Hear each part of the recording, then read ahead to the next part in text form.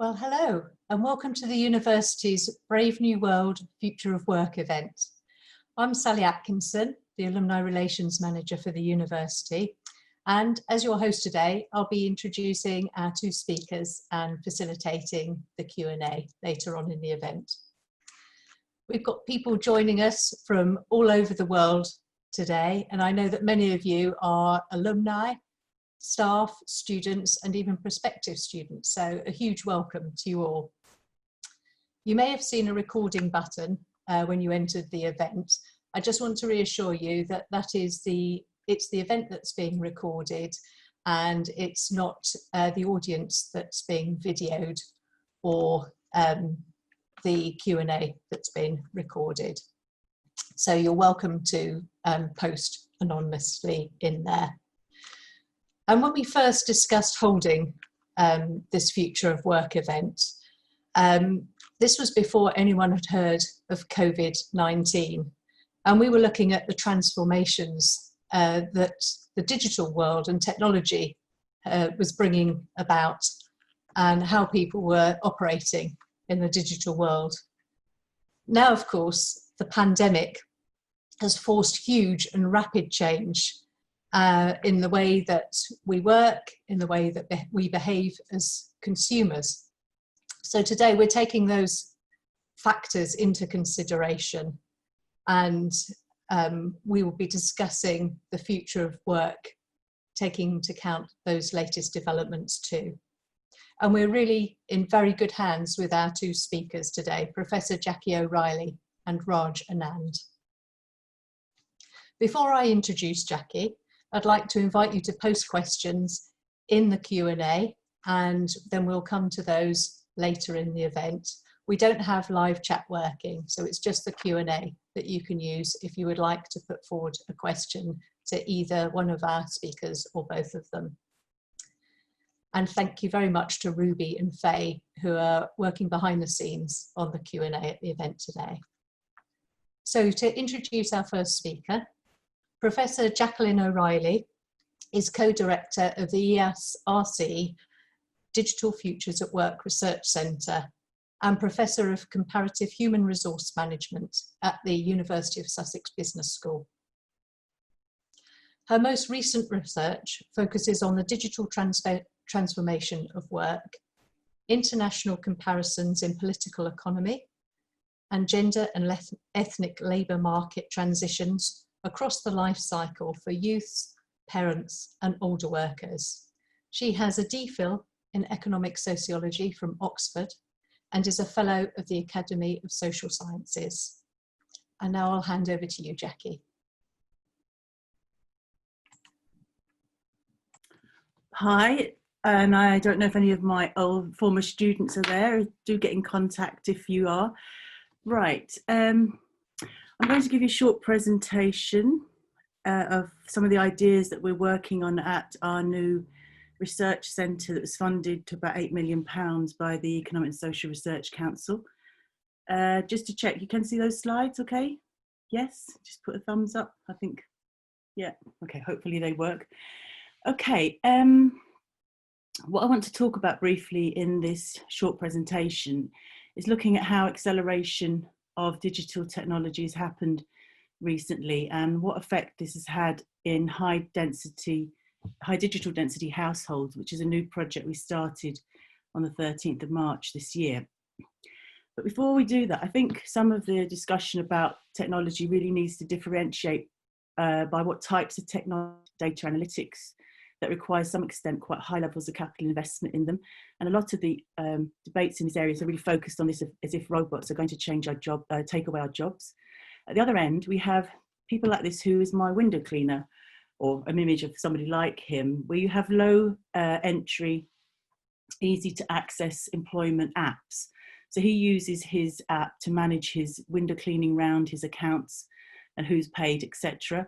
And we really need to differentiate between those types of things and the types of technologies people like yourselves or ourselves are using to enable us to work from home, and to think about how these different types of technology are either capital intensive or labour intensive, and how jobs will be changed, not in terms of whole jobs going, but how different tasks are going to be changed.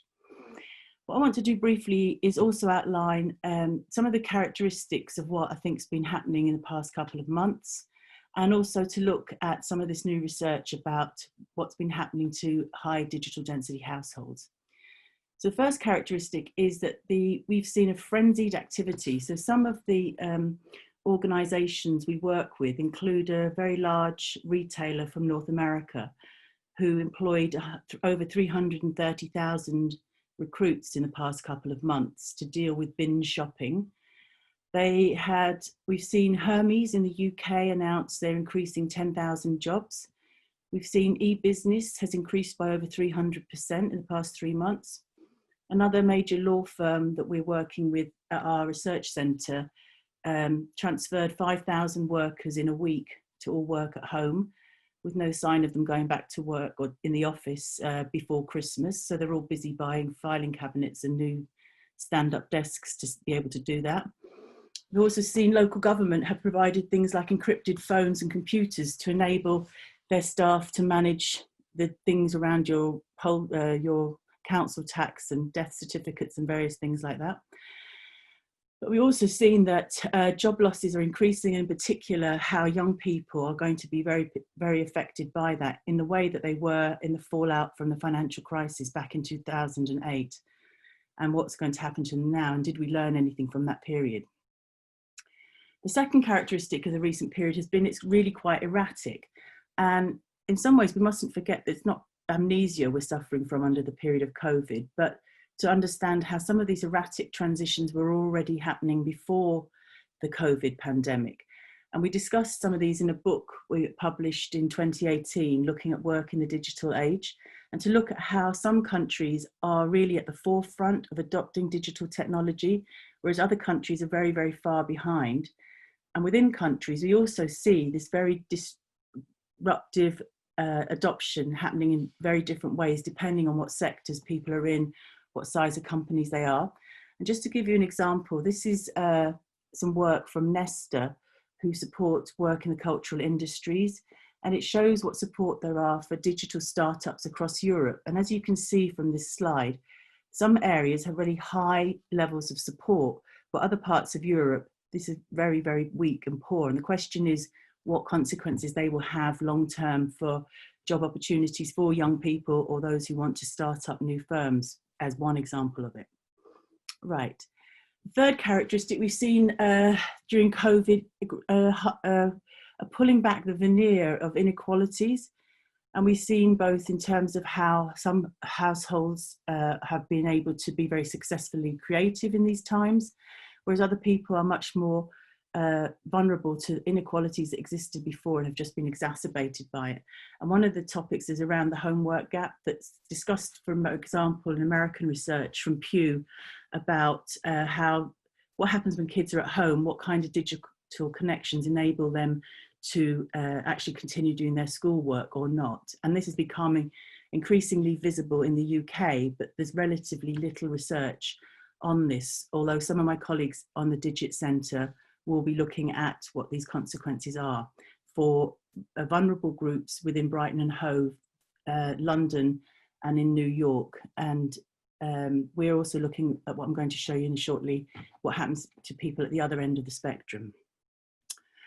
And the fourth thing I think we underestimate is actually how creative we've been. So a lot of organisations are looking at how we find new ways to work remotely rather than putting our hands in the air and saying everything's stopped or on pause. Some people, it has been on pause for those who have furloughed, some of you have been. And for other people, they've never worked so intensely during this period as they have previously. We also need to think creatively about how we repurpose our high streets. We've had the long-term plan of identification of how the high street consumption is changing, and whether or not some architects and other planners are thinking, how could you repurpose some of these shopping malls into new housing projects to address problems that are happening there? Thirdly, we also need to be creative in thinking of new research methods of how we can identify new ways of thinking about finding out what we want to do. And in some recent work from Rua Benjamin, she was talking about how we need to take account of the impact of Black Lives Matter and to reframe the starting points of where we we begin looking at some of these research questions as to which communities are affected by some of these changes in exacerbations of inequality. So there are 4 characteristics that I think has happened in the past couple of months. What I want to do briefly now in the remaining 4 minutes I have, which I'm not sure how I'll manage, is to look at a sociology of pandemics, and particularly some of the findings from this new ethnographic study we started. So in a special issue from Dingwall and others, they argue that pandemics in general, for a moment, make our world anthropologically strange, in the sense that things that were previously opaque or taken for granted suddenly become much more transparent through the responses to uncertainty. So if we think about some of the policies governments have been introducing to address people's lack of income, these really reflect some of the big gaps in social protection. The whole Black Lives Matters movement has really brought to the forefront how these ethnic inequalities, both across the world, we knew they were there before, but the pandemic has really, really put a spotlight on how these need to be addressed now. In this particular piece of work I want to show you, it's a collaborative ethnography of high-skilled knowledge workers, and it's an international comparison. So it involves 15 countries across the globe where people are writing diaries about their experiences, and all these people that are contributing to this project are all what I call high-skilled knowledge workers, working largely in academia, and how they have experienced this transition. And this is an innovative new approach to comparative research. Right, so for those of you who did my methods class will remember how you contextualize your sample. This is some recent data from the Office of National Statistics in the UK in collaboration with the American Department of Labour, where they try to identify what are the characteristics of occupations that are least likely to be able to work from home compared to those who are more likely to work from home. And this group in our small study are higher education teaching professionals, account for about 187,000 people in the UK. And this group of people are much more likely to be working at home. Also in terms of gender, the people at this end are much more likely to be paramedics, manual workers, and predominantly male in this group. Whereas there's an intermediate group where women are equally at men, equally here, and men are much more highly represented in these higher professions, for example, legal profession. Right, some quick findings on what we've discovered. One, now on one hand, you might expect these people should be able to make the transition to remote working quite easily because they're used to doing it anyway. What they found is a massive intensification of their work and domestic identities, and a complete exhaustion through trying to manage these at the same time, either by trying to work at home and trying to look after their children. Because a lot of the households we looked at all had children from very young to teenagers. Secondly, there was a renegotiating of their boundaries, both physical boundaries in terms of where they went and didn't go, renegotiating their boundaries in terms of their professional responsibilities. There was also a kind of renegotiating their emotional boundaries with some of the people they lived with, whether or not their partners took on jobs equally and fairly, or whether one partner just went off to their office, locked the door and said, sorry, I'm working and my job is actually more important than yours. And there was also issues around financial negotiations where they had to pay for services they no longer were able to use, for example, childcare. And the third characteristic was this idea of constant comparison and self-surveillance.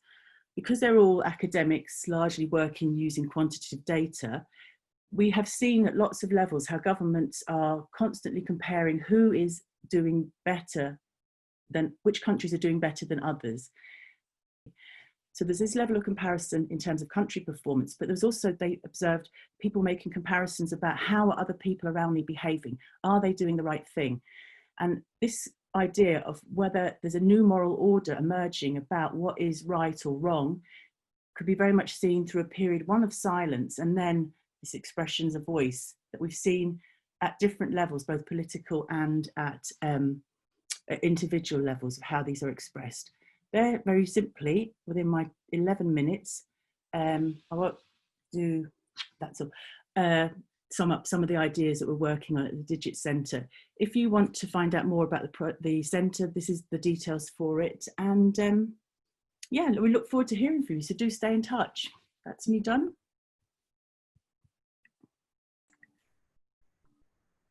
Thank you very much, Jackie. That was a very quick run through of some very big ideas and hugely interesting, and some phenomenal figures there as well from some of the organisations in the frenzied area that are having to recruit vast numbers and quickly. One question we've had through is, and thinking to some of our very recent graduates, have you got any examples of how organisations are being able to support their employees who have had to suddenly start working from home and maybe in very restricted space in a crowded household, as you've shown on your slides? That's the question. What have organisations done to help? Yes. Some organisations have done great jobs, and others have taken a really long time to work out what they should be doing. So on the positive end, you've seen some organisations like Twitter have announced, if you don't want to come back to work, you don't have to, and they will enable people either by providing various technology or equipment they need at home. So that's on the really positive side. Some organisations have also been very aware of the mental well-being of their staff, trying to organise, and Raj can talk more about that, how they've worked doing these things. Check-ins, coffee mornings, sociability. On the other extreme, some people have reported to us in that study we were doing how organisational cultures really vary. So some of my research colleagues on big international projects have said in certain countries where there is an expectation that leadership is quite authoritarian, some of these Zoom meetings are absolutely dreadful, where the bosses just tell everybody this is how it's going to be, and they really keep discussions closed down because they feel anxious about managing two-way conversations on Zoom. And those kind of authoritarian structures make it quite difficult. People feel very isolated. They feel like they've got to tiptoe around. So it's been quite varied. There's excellent practice and there's really poor practices as well. And then a lot more to be found out, I'm sure, in the future of how these are worked out. Maybe Raj had something to add to that. Or Thank you, Jackie. Yes, I think I'll bring in Raj after his presentation, but that's really interesting to have so many different examples straight off the cuff there. So thank you very much for that. So to our second speaker, Raj, who's an alumnus of Sussex. Raj gained a master's in computing science and artificial intelligence, and he's a serial entrepreneur, having founded 3 startups, raised capital, and taken one venture from zero to acquisition. His career also includes working with large and medium-sized organisations, launching both startups and new products with them. The products he's built for those companies have so far raised in excess of £55 million for the companies that he's worked with. 6 years ago, Raj founded Goodman Lantern, which is a digital marketing and software development service, and it helps businesses sell better and grow faster. His company's social mission is to empower women, reduce the gender pay gap, and provide a more flexible way of working. So let me hand over to Raj to tell us more. Thank you, Sally. That was a fantastic introduction. I appreciate that. Well, good to be back. It's been many years since I returned to Brighton and the University of Sussex. I was there from 2001, 2005. 4 brilliant years at the university, and I learned a lot over the 4 years I was there. And also after I started my first business at the Sussex Innovation Centre, the SINC, where I started a business in software development for social media. And that was my first business. Second business, I was an events company in Brighton. So I have a very strong link to Brighton and University of Sussex, and I'm proud of that. It's taught me a lot in my life, and it actually was my reincarnation is the way I think about it. So as Sally mentioned, This is my third business, Goodman Anand. I'm the CEO and founder, and we do content writing, so native English content writing and software development to help business sell better and grow faster. I'm also an angel investor, so I now also kind of give back some of the stuff which I've managed to build and to help others to achieve something similar. Now, one thing which I wanted to kind of mention is that we are a remote company, a virtual team. Our entire team is virtual. And 6 years back when we launched Goodman Anand, my vision was to be able to run the company from a boat. I know it's a bit unusual to think of that in that way when you begin a company, but this is the vision I had. And I'll explain to you why in a second as well. But the advantage of having a fully remote company is that as the pandemic hit the UK, and obviously before it was in Asia, many businesses lost up to 80% of their business, or some of them completely, especially in the travel sector and entertainment, whereas we have remained steady. Our process, our business, the way we interact with our teams and customers has been virtually unaffected. And so we haven't wasted time in changing procedures, adding new procedures. And I'll explain today the 4 things, and these are simple 4 things for anyone, whether you're looking for a job, whether you're setting up a new business, or you're looking to transition your company today from a brick and mortar business to a virtual business. These are 4 points that will be very helpful for you. So my story in a nutshell is that after running 2 businesses, I actually went and joined a company in Spain as their product director, then became the country manager, and then the CEO. I was taking 280 flights. That's 280 flights per year as country manager and director to Hong Kong, Philippines, India, and the UK. We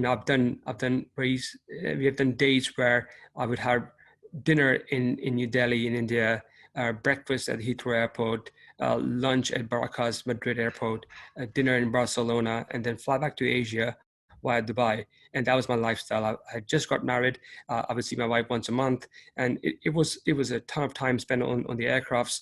And while I was making my company and my company a lot of money, they're millions, I said to myself, it's time for me to make my millions by building and launching my own company. And that's when I started Goodman Anand. The aim was to start and be remote. And trust me, today when I look back at it, when pandemic hit, many companies were kind of figuring out how to become remote, and they realized in the process that it's actually saved them 55% of their money on transportation, on travel, and on logistics for their team and their customer meetings. We have prepared a company and launched a plan to always be remote, and that really helped us. But launching 6 years back, it took us about 3 years to about 4 years to figure out what mistakes we can avoid and how can we become a better remote company. And I can summarize the learnings in these 4 points, as I mentioned before. Number 1 is to figure out your company's core value. So that I'm going to talk to you about it in more detail in a second, but if you figure out your company's core value, number 2, the team structure and the actual persona of your team up front, that's number 2. Number 3 is tools, software tools or digital tools to help you really make your team remote and acquire customers and team members and work with them remotely. And number 4 is a process. So these are the 4 things which I believe are super helpful to make a company remote and to prepare yourself to be a remote worker as you get into the job market. So let me explain these 4 points in a bit more detail. Number 1 is core value. Core values are the fundamental beliefs of a person or organization. We as a company have also our core values, And it's a framework which we use to figure out what makes sense and what doesn't. So when you have to make a decision, hire or let go of somebody, we use these core values to figure out if that makes sense for our business. For our company, our core values are constant improvement, respect and encouragement, fresh experimentation, and integrity. So when you see someone is struggling, for example, in the company, we will use our number 2 core value, which is encouragement and respect, and help them. The entire team gets behind them and help them to achieve their next goal, the next task they have. And we always believe in experimentation. So we work really hard to not be irrelevant and keep pushing ourselves to experiment with different ideas and concepts. So this is the sort of the initial 4 guidelines which we use. And it's important to have those because in a remote team, when people are far away, we have team members in South Africa, in the US, in India, in the UK, and to have them all behind the same mission, this company, these core values really help us to achieve that. Number 2 is the team. If you can remember one thing from the presentation today is to get that team right. And the team is the most important part of your business. And let me explain why it's important to me. In my previous businesses, I often believed that it's my work to go in and get things done. Now think about this. We all use Amazon to buy stuff. Do you believe that Jeff Bezos, the founder, goes around delivering the parcels for you? Obviously not. It is the team he's put in place to get it done. So having a structure in place and then find the right people based on the core values, but also the skills is really important. Many a times people go ahead and do interviews for the skills, but they don't do tests or understand if they are a good cultural fit for the company. And for us, it's important that both these exist. We spend a lot of time to find the right people. We'll find them anywhere in the world as long as they fit our culture and satisfy our needs for the job itself. And we spend a lot of time I think Jackie was mentioning earlier on about what things we do. So, we all of us in the company have a way of sort of checking in. So we do weekly check-ins. Every week I do check-in with my managers and they do check-in with their team members. We have also a weekly quarantini, which is quarantine, it's isolation plus martini. So it's ideas to bring a drink with you and come and talk about your experiences and how you felt that week. On Wednesdays and Mondays, different content teams and technology teams do a check-in to see how you're currently feeling. It's not about the work is done or not, but it's how you're currently feeling. That's really important as well, especially when you can't do these water cooler talks and chats within the company as your remote company. Also, we make sure that we do a quarterly town hall. So in the town hall, we actually talk about the company's vision, mission, and the task for that quarter. And we do an annual retreat. Last retreat was in Bangkok. We flew our team into Bangkok and we did a retreat with them. So these are the 2 things I mentioned so far, one of which obviously is core values. Number 2 is team. Number 3 is tools. As an engineer, I'm passionate about software and technology. And there are 6 tools which I believe are essential for a remote team to work properly. Number 1 is a project management tool. You need to have the ability to manage the different tasks within your company, whether they're client tasks or internal tasks. We use a tool called teamwork.com. Number 2 is live chat. So having a live chat allows you to have a real-time connection with your team. We have 2 again. We use regular ones, which is Slack, and we also use Teamwork Chat. And also we have, for urgent ones, we have WhatsApp with all the team members. We have groups in there. Number 3 is customer help desk. This is a tool to get customer feedback and interact with the customers. We use, again, Teamwork Desk, and we also recommend Zendesk. Time tracker tool. As teams become remote, it's hard to figure out when they're working, when they're not working. Having a time doctor like tool, which is basically a time tracker where Teams allows you to know as a manager when the teams are working, when they're not, and when they're working, how often do they work and what are their working patterns. We keep a track of that for the last 5 years. This is also important for internal audits as well. And second thing which I have there is setting proposals. So we have a tool for just setting proposals and new quotes, and that's called quotientapp.com. And finally, we have an invoice tool to send remote invoices for reminders, and that's Zoho Invoice. So as you can see, 6 tools there to make and get things done, which are typically done remotely or not done remotely, and now we made that process all online and easy to manage. The last thing I'm going to talk about today is a process.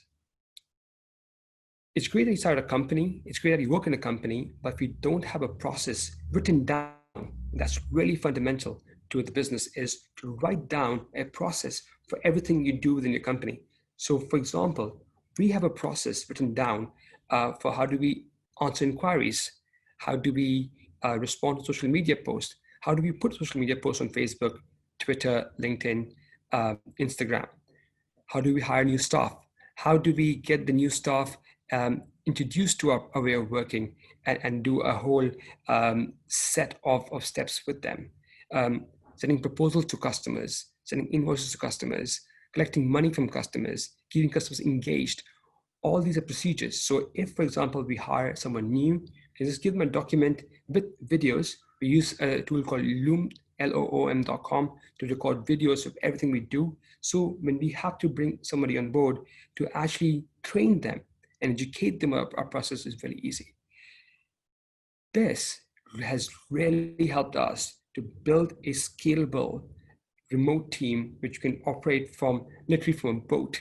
And I've tried this before. I mentioned to lovely ladies at the University of Sussex that I was in Paris last week, and the whole business was run remotely as normal. Our teams are encouraged to travel as well. Obviously, they can't travel right now, but when things open up again, we encourage them to travel around and also enjoy life as part of the growth.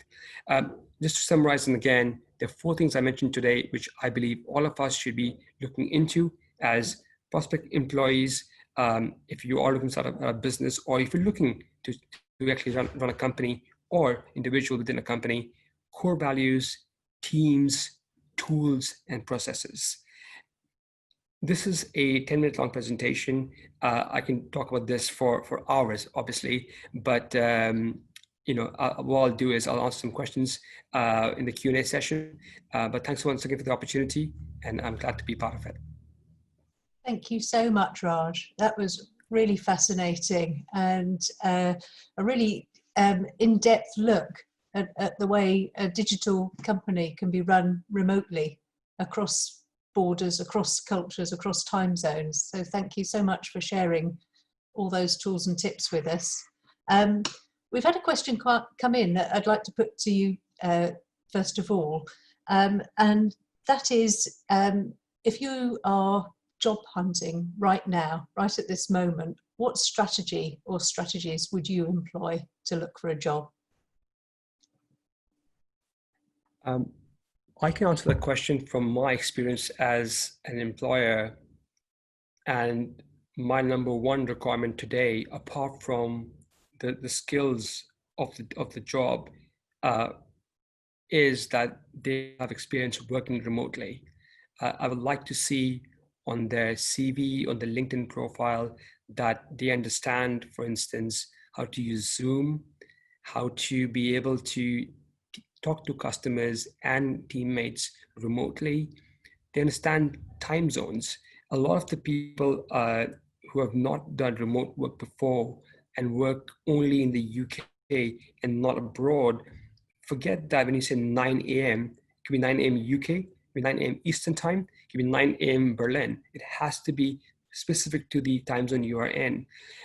Using tools to schedule time, for example. If I see these things within their CV, it makes me feel more confident that they can actually work remotely.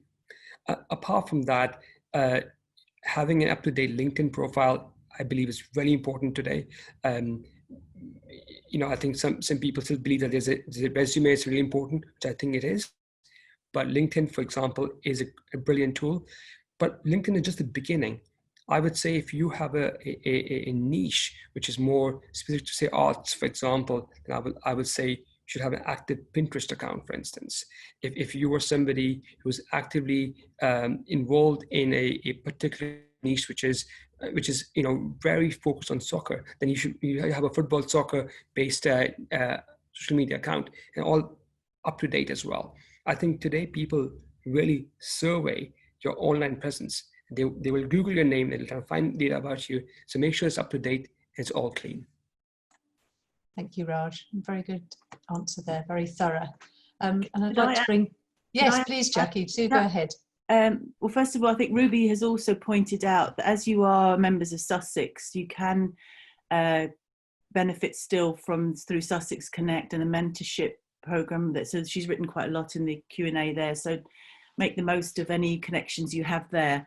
And briefly, what I was going to say, I was talking to people at Indeed about how successful their platform is in getting people into jobs.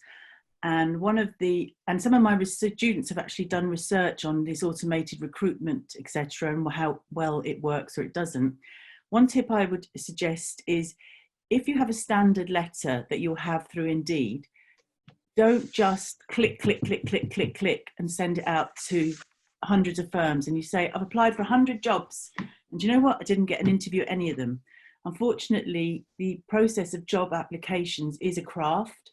So I really think that if you were applying, for example, to work with Raj, then you need to go and do the research on that company and know what that company does and why you would bring something to that company that is of benefit to them.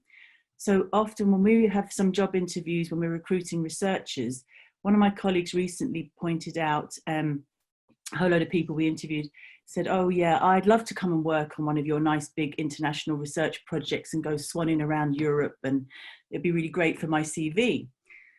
But the people who got the job said, okay, you need somebody to do A, B, and C. I've done A, for example. I've done B, for example. I've done C. This is what I would bring to the project. And that's the difference of getting the jobs or not getting them, showing that that you've tailored your response to that company. So sending out hundreds of really similar CVs, I think. Raj, what do you think? I would definitely agree with Jackie. I think tailoring your CV, your response, your email is super important. Just to add to what Jackie just mentioned, I also think it makes sense to tailor your CV to the core values. Today, companies who want to hire want to make sure that the candidates they hire are a good cultural fit. So if the company loves to talk about collaboration, then your CV and your covering letter should also talk about collaboration as well. Thank you. Could I just add one other little point to that, because it's such an important question.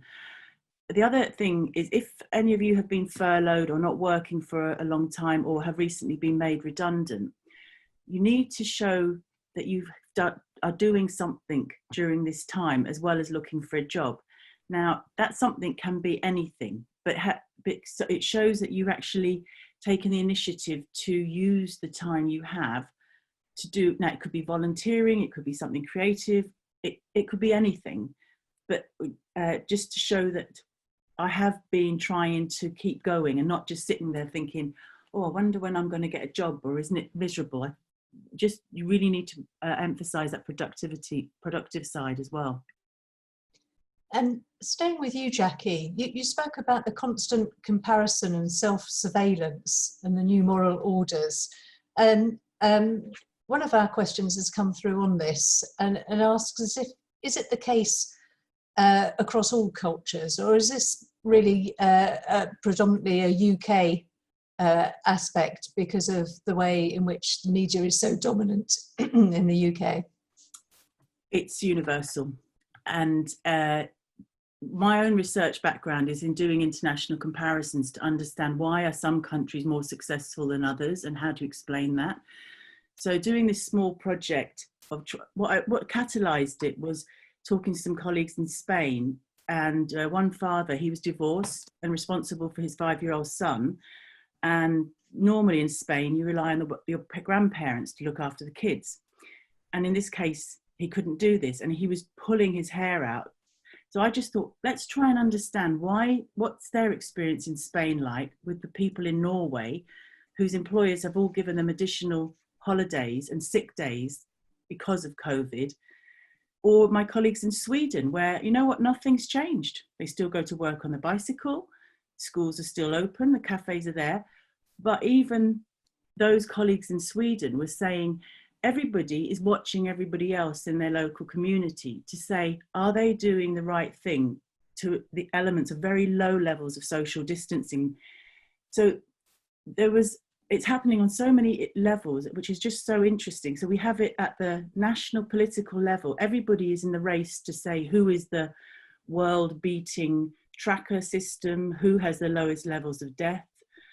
I mean, it's dreadful on one level, but it is this competition between countries about who is doing best. But that level of competition comes down through these micro systems. And what some of my colleagues on this project were saying, digital technologies enabled them to have a window into what's happening in the rest of the world. And on one hand, people were very well-meaningly going out saying, oh, you know, I organize my day by setting priorities, and then I go for a run, and then I feed the kids, and then I do this. And at the beginning, okay, good luck to you, well done. After a couple of months, people are thinking, oh, I can't stand it. If another runner runs by me, I swear I'll have a fit, because they're just sick of being patronized and told, advising people, this is how you should do it, when people were just trying to hold on to surviving day by day. And one of my colleagues, he talked about it as kind of a digital bulimia. So we were like stuffing ourselves with facts to the point where you're just getting sick of this feeling of like, turn it all off. So I think this idea of constant comparisons is at all these different levels. In one sense, it could be seen as good, but it has negative consequences. And it really makes the idea of the concept of surveillance, we talk about it very much as if the employers with their apps and tech are keeping an eye on us.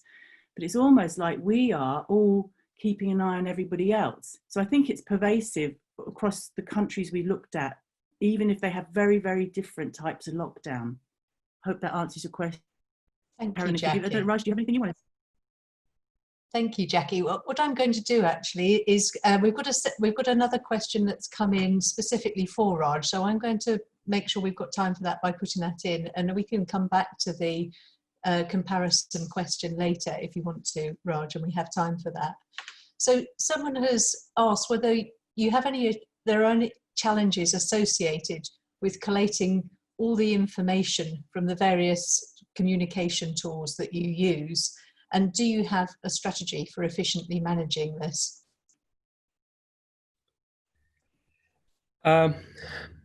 So, I mean, it's a great question, by the way. It really makes a lot of sense that it can very quickly overload the system by having so many different tools in place. But the tools are put in place with a manager for the tool as well. And not all the data is kept within our servers for future reference, but not all the data is always checked for on a daily basis because it's not required to. The system is set in a way that it's basically hands-free. And what allows you to do is, for example, when it comes to looking at Teams timetable, that feeds into the project management tool. So we don't have to constantly monitor the timetable tool to make sure that they are available. This is part of the process we have put in place. So the tools work with the other tools we've got. There's a process there to make them all work. And if things need to be queried, for example, if we have an audit we need to look at, then we will go back to the data and we'll look into it. You'll run a report from it, and that comes in handy. Having the reports is important because data-driven companies will always outperform the others which are not. So having the data there is super helpful, but it doesn't bog us down because we're not looking at the data all the time. We have the process in place to do it for us. Thank you. I hope that answers your fellow engineer's question. And as a follow-up to that, we've had another question that asks, how you encourage your employees to have a boundary between working hours and home life, particularly if they're obviously working from home. How can you encourage them to switch off? Or in general, do you have tips for anyone working remotely and being able to have that boundary between work and home life? Brilliant question. In these times, Zoom has taken over our life. We're doing Zoom meetings. We're doing Zoom with our family, with friends. I think there is a very thin line between work and not working because we are constantly online. And in fact, just last week, the entire team and I came together to kind of work out a new strategy to combat this problem. A lot of team members are working over the weekends because they want to just check the email once and see what's happening, or just check what happened at that meeting, for example, and it got out of control completely. So we have, for example, procedures in place whereby over the weekends, we have asked our team to not work at all. They actually shut down the computer and just go for a run instead. And that simple procedure has allowed people to really think out of the box and why do they need to turn the computers on and use Zoom for work over the weekends. We have obviously as a global remote team, we have different time zones in place. Although we have those different time zones, we have a common 4 hours, which all team members have to follow across the globe. So if you're logging in from South Africa, from India, from Spain, from the US, there's these 4 hours you have to be in. The other times you choose to work or not, it's up to you. We don't hold people's feet to fire when it comes to working hours. You choose your working hours. You choose, when you want to work, or you don't want to work, but just make sure that the work gets done. And that's what we ask for. So our managers are spending a lot of time to make sure everybody's happy. These weekly check-ins are really helpful because what happens is weekly check-ins, you ask them on Wednesdays and Mondays, how are you doing, Tim? I don't want to know about your work. I want to know about Tim. How is Tim doing today? And that is an important check-in to make sure that everybody's doing okay psychologically and physically and feel refreshed. We also give our teams knowledge on how to meditate, for example. How to relax when you have a long day of work, for instance, how to protect your eyes, for instance, and we do all these different things because it's important. Because if they are happy and healthy, they'll work better for the company. If they're happy and healthy, they'll talk about us, and we'll get other people just like them in a company as well.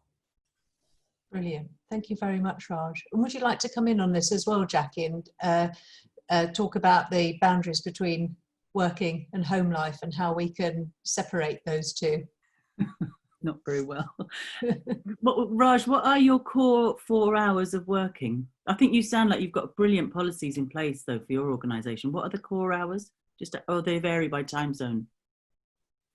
No, they don't actually. The 4 hours which overlap all the different time zones you work with are from 8 o'clock in the morning UK time, all the way till 12. And the people in the US have to log in a bit early, for example. But most of our team members are actually in Europe, Africa, and Asia. So South Africa, India, UK are the main centers. The US is mainly driven by sales teams. And again, sales teams have always learned to kind of wake up early and go to meetings and stuff. But again, their 8 hours in the day doesn't have to be the same 8 hours as everybody else. There are 4 common hours.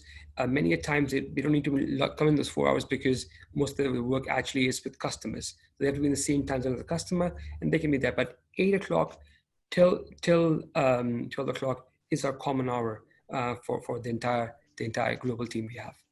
I think that's really great because in our own research centre, we've got colleagues who are working in Australia and some obviously in North America. And we were talking within our own team to say we would have a core working time of something like 9:30 to 2:30 max, that people would be contactable during those times, because with childcare, and it's very complicated when kids are going to school, and if you've got 2 kids at the same school, it doesn't mean that they'll actually be going in at the same time because the schools are staggering it, so you can go to school 4 times a day at least, to go and drop your kids and pick them up, assuming you only have 2. What's the tips? I think what Raj has outlined sounds great practices. One of the things we observed in our little study that my Swedish colleagues were talking about is that, well, initially when we started the study, I wanted to get participants from China. So I approached a lot of different people there in March, and their attitude was, we are so exhausted, we are on our knees. I don't want to hear the word corona, I don't want to talk about corona. Good luck, goodbye. And I thought to myself naively and optimistically in March, oh my goodness, will we be like that in a couple of months' time as well? And the answer is yes. And so the experience of living through lockdown and working from home is not the same as working from home under pre-COVID times. They're quite different because there's underlying stress that has been going on for months on end, along with the lack of infrastructural support that people had to manage these boundaries, has put people in a position where they are very, very tired. When they're tired, they get bad-tempered and impatient. And one of my Swedish colleagues was saying, what you're seeing is that people, whereas before quite calm, placid people would be willing to compromise, they're not anymore. So there's a development, these very polarized, entrenched, moralized opinions, both politically, but also in the workplace. And I've had colleagues on Zoom expressing their frustration with indecisions with some of our management about how we're organising the teaching next term. Now, people who would normal circumstances be really polite, calm people, using many, many explicitives at the screen, telling me how frustrated and angry they were, waving their hands in the air and saying, beep, beep, beep, beep, beep. Now, you have to ask yourself, why has that intensified emotion happened? Now, they may show that to somebody like me, who's not their immediate boss, but there is this, I think it's a recognizing that this has become a characteristic, not for everybody, but for some people who feel extremely stressed, and how employers need to take account of that, be visible to them, but a lot of their employers might be expressing themselves like that to their peers in a way that they won't express to their bosses, and employers really need to be sensitive about it. And I think Raj's suggestions of giving people legitimate time off, saying, you know what, we don't expect you to be ever present, because one of the characteristics of the lockdown was, on one hand, in the first week, all the appointments just fell out of your diary and suddenly it was empty because everything got cancelled. The following week, everything was just full of Zoom meetings and you just went, how did that happen? So how do you manage the boundaries? I mean, there's a sense of, I think a lot of the policies Raj has said are really, really good about what are the expectations of people, and people over communicating because of the need to show that they're there because they feel not present. So how do you manage it? There's no silver bullet, there's no one answer. Emma Russell at the Business School of part of the Centre, she's written quite a lot on how to manage some of these stresses. It's quite worth having a look at the Digit website because we've got lots of blogs on some of these issues. I haven't really answered all of it, but I just think it's so important to recognise this, this concentrated opinions that really reduce the ground for compromise in the middle. I think that's something we've observed that's important to recognise, really.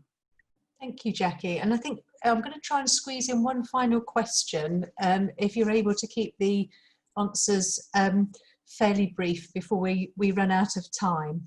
And that is, firstly, what new skills might employers be looking for post-COVID? And secondly, what sectors should people be looking towards in terms of opportunities for people entering the workplace? Jackie, do you want to go first on this? Some of the skills will be the skills they were looking for pre-COVID. So it's not just because COVID's come, and the emergence of new skill requirements, if you look around data analytics and using things like these tools, because there is a real gap of knowledge in understanding how some of this data analysis works and how companies can use data to work out what their strategy should be, alongside human social science types of skills about how to interact with the real world. If we do the skills thing first, that's what I think are the key skills. Raj, do you want to answer what you think, and then we can talk about what sectors are COVID proof, if that's the second question. I was actually going to answer the second question first, but I would agree with Jackie. Before COVID, there were certain skills you required, which are probably even more required now, because what the pandemic has done is fast forward our time by 5 years, for example. So it's kind of fast forward things a bit for us, so things have become quicker. And one skill which I feel, you know, when my daughter is, well, I'm expecting, I'm going to be a father very soon. So, you know, my first number one skill which I have for her, apart from language skills, is the ability to understand programming as a concept. Not to know programming. I don't think we need to all be programmers, but understanding programming as a concept. What exactly go? You know, logic. Logic for me is number one on my requirements in today's, because even if you're a mathematician, whether if you are a language expert, logic helps you understand things. And you know, whether it's mathematical logic or computer logic, either one of them is super helpful to kind of train your mind to think about stuff in that sort of programmatic way of doing things. Jackie, do you mind if I answer the second question now as well, and then I give you the opportunity to kind of, thank you. All right, we've got 1 minute left. I'll be very brief. In life, when I began with my business, initially, in my previous businesses, especially my first business, I was thinking short term. I was thinking about the next year, the next month, the next week. The fundamental shift in my mind has been thinking long term, is to go away from reacting and thinking of strategy for a long term. And I fundamentally believe, and this is my strong belief, which is, let's not prepare ourselves for the next 2 years or next 1 year. Let's think about the next 10 years from now. And for next 10 years, if we are thinking, let's panic and look at the hot list, you know, medical companies, or for example, people in retail, let's do that for now, then that would be a wrong strategy to go with. I believe, follow your passion. If your passion is an art, go for art. If your passion is mobile phones, go for mobile phones. Let's not follow trends. Let's follow our heart. If our heart is set in one area, let's hone on that skill and go forward. Yes, digital is going to be really important for the future, because we are going digital overall in every sector. But let's not change our passion because there's COVID, there's this pandemic. Fantastic. Thank you, Raj. Jackie, final thoughts? I totally agree with Raj. Follow your passion. Who knows where it will lead you to, but somehow if you follow what you want to love and do, you'll create something. You don't know what it's going to be. Wonderful. Well, it just falls on me to give a huge thank you to both of you, Raj and Jackie, for giving up your time for free and sharing all your insights and research and experience with us today. We all really appreciate it. Thank you very much. Thank you to our audience for joining us. I hope you've enjoyed the event. Do look at our alumni web pages for future events, and don't forget to look at Sussex Connect, sign in to keep your network going and look for potential mentees or mentors. Thank you very much.